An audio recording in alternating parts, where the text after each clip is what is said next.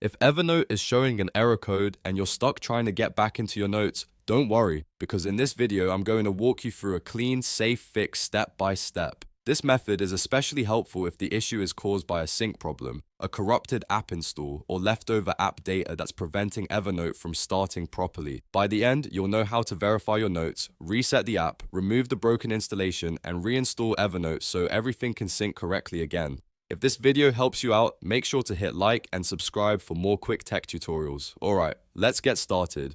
First, before you remove anything, you want to make sure your notes are actually synced in the cloud. Open Evernote Web in your browser and sign in with the same account you use in the desktop app. This is an important step because if your notes are already synced, you can safely refresh the app without worrying about losing your content. Take a moment to check that your latest notes, notebooks, and recent changes are all showing up properly. If everything looks good here, that means your data is safely stored online and you can continue. Next, open the Evernote desktop app. If it launches, go to the bottom left corner and click your profile icon. From the menu, choose Sign Out. Evernote may ask whether you want to keep a local backup or remove data from the device, so review that prompt carefully and choose the option that fits your situation. If you're trying to fix a persistent error code, the safest move is usually to continue with the sign-out process and let Evernote reconnect fresh later.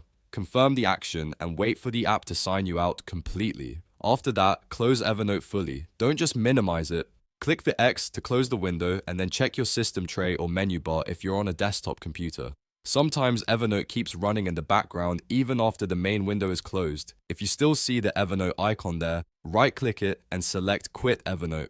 This helps make sure no background process is holding on to the broken session or corrupted temporary files. Now it's time to uninstall Evernote. On Windows, open Settings, then go to Apps and then Installed Apps, or Apps and Features depending on your version of Windows. Find Evernote in the list, click the three dots next to it, and choose Uninstall. Confirm the uninstall when Windows asks. On a Mac, open Applications, find Evernote, and drag it to the trash. If you use a third-party uninstaller, you can use that too, but the goal is the same. Remove the current installation so we can start fresh. Once Evernote is removed, we need to delete the remaining app data. This step is important because error codes can sometimes come from leftover cache or configuration files. On Windows, press Windows plus R, type %, app data %, and press Enter. Look for the Evernote folder and delete it. On Mac, open Finder, click Go, then go to Folder and type ~library/containers. Look for Evernote-related folders and remove them if they're still there. Be careful here and only delete the files associated with Evernote. After the leftover data is cleared, reinstall Evernote.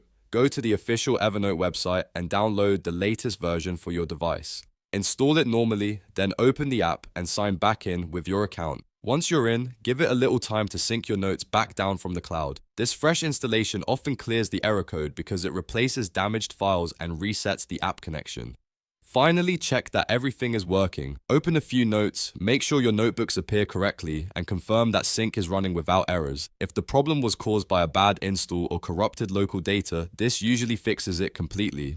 And if you were worried about your notes, that first Evernote web check gives you peace of mind that your data was already backed up online. If this tutorial helped you fix the Evernote error code, please hit the like button and subscribe for more step-by-step app repair guides. And if you want, I can also help you create a second version of this fix for Mac or Windows specifically, so make sure to check out the next video.